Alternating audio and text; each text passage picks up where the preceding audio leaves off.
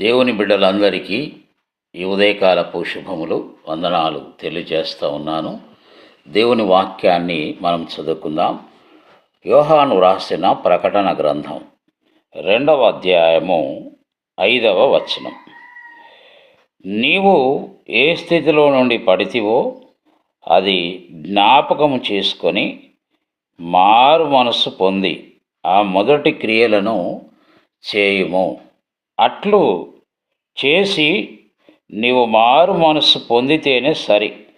లేని ఎడల నేను నీ యొద్దకు వచ్చి నీ దీపస్తంభమును దాని చోట నుండి తీసివేతును. క్రీస్తునందు ప్రియ సహోదరి సహోదరులారా, చదువుకున్నటువంటి ఈ లేఖన భాగంలో ఎఫెసులో ఉన్న సంఘపు దూతకు ఈలాగు రాయుము అని దేవాది దేవుడు తన శిష్యుడైనటువంటి లేదా తన దాసుడైన యోహాను గారితో మాట్లాడుతూ ఈ మాటలను వ్రాయించినట్లుగా మనం చూస్తూ ఉన్నాం. అయితే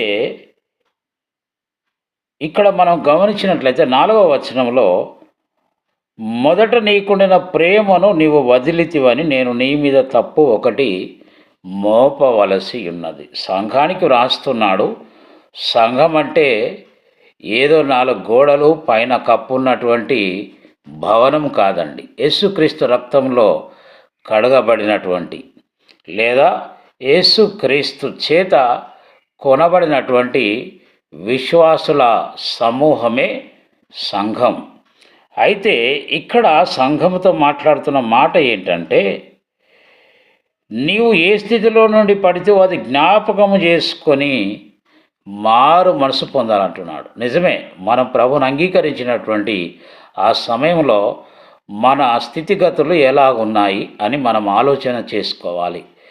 సహజంగా మొదట మనము ప్రభుని అంగీకరించిన దినాల్లో విపరీతమైన ప్రేమను కనపరుస్తాం, ఆసక్తిని కనపరుస్తుంటాం, విపరీతంగా బైబిల్ చదువుతాం, ప్రార్థన చేస్తాం, దేవుని పనిలో మనం పాలు పంపులు పొందుకుంటూ ఉంటాం. అయితే సమయం గడిచిపోయిన కొద్దీ ఆ మొదటి ఆసక్తి, ఆ ప్రేమ తగ్గిపోతూ ఉంటుంది.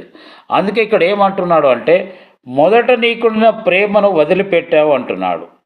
తర్వాత ఆ స్థితిని నువ్వు జ్ఞాపకం చేసుకొని మారు మనసు పొంది ఆ మొదటి క్రియలను చేయుము అంటున్నాడు. అట్లా చేస్తేనే మనము బాగుంటామంటున్నాడు. అట్టి కృప పరిశుద్ధాత్మ దేవుడు మనకు దయచేయును గాక. అందరికీ వందనాలు.